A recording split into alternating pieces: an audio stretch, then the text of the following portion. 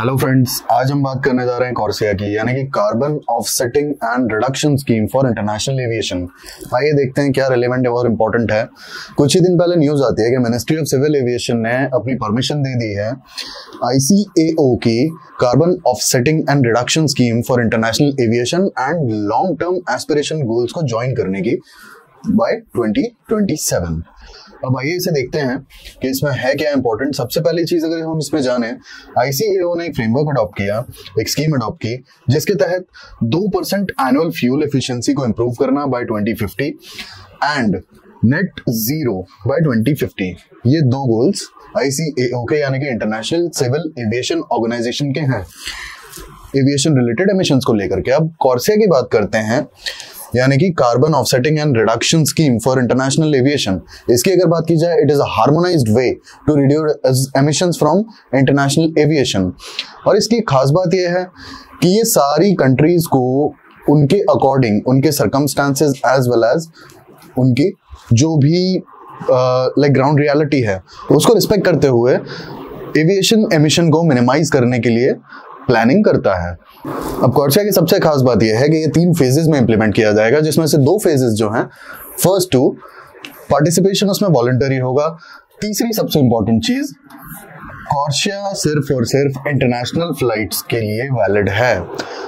ये सबसे इंपॉर्टेंट चीज है इसकी, क्योंकि जो भी रीजनल पैचवर्क है और जो कंट्री के अंदर किसी पर्टिकुलर रीजन या फिर पूरे सिर्फ एक कंट्री के अंदर जो एमिशन रिडक्शन का जो प्लान या स्कीम या कोई भी टारगेट है, ये उसको अवॉइड करता है और ये चीजों को यूनिफाई करने के लिए इंटरनेशनल कोऑपरेटिव मूवमेंट की तरह काम करेगा।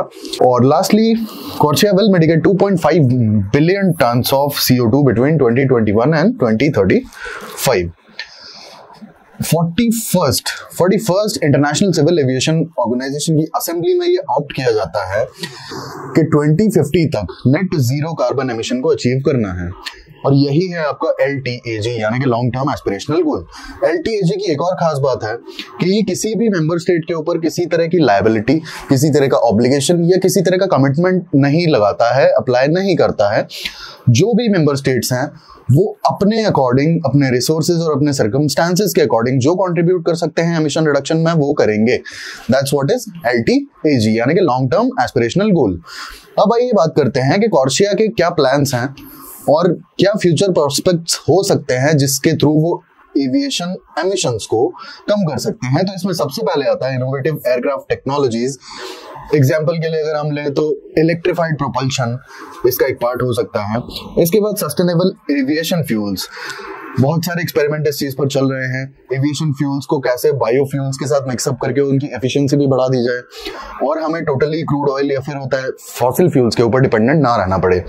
ऑपरेशनल एफिशिएंसी यानी कि फ्लाइट्स को पूरे तरीके से सारे पैसेंजर्स को अकोमोडेट करके चलना, या फिर बहुत ज्यादा ओवरहॉलिंग या फिर बहुत ज्यादा हैंगरिंग के लिए टाइम को वेस्ट ना करना, उन सब में फ्यूल सेव करना, ये सारी चीजें। इसके अलावा इंटरमोडल ट्रांसपोर्ट, जहां छोटे छोटे पैसेजेस, जहां पर बहुत डिस्टेंस फॉर एग्जांपल बहुत ही कम है, तो यहाँ जो बीच में फ्लाइट्स की एफिशिएंसी, फ्यूल एफिशिएंसी थोड़ी सी कम हो जाती है, एज वेल एज यहाँ पे टिकट्स बहुत एक्सपेंसिव हो जाते हैं। तो यहाँ पे अगर आप कंपैरेटिवली जो पब्लिक ट्रांसपोर्ट एमिशन लेस करते हैं, जिनका एमिशन थोड़ा कम होता है अगर कंपेयर किया जाए एविएशन से, फॉर एग्जांपल बसेस, ट्रेन्स, तो कुछ प्लेसेस, वो प्लेसेस जिनके बीच में डिस्टेंस कम है, वहां पर फ्लाइट्स ना प्रोवाइड करते हुए रेलवेज या बसेस की कनेक्टिविटी इतनी अच्छी प्रोवाइड की जाए कि passengers automatically other transports, other means of transports को यूटिलाइज कर सकें। दैट्स हाउ एविएशन एमिशन को कर्ब किया जा सकता है। अब आते हैं इंटरनेशनल सिविल एविएशन ऑर्गेनाइजेशन की बात करने के लिए।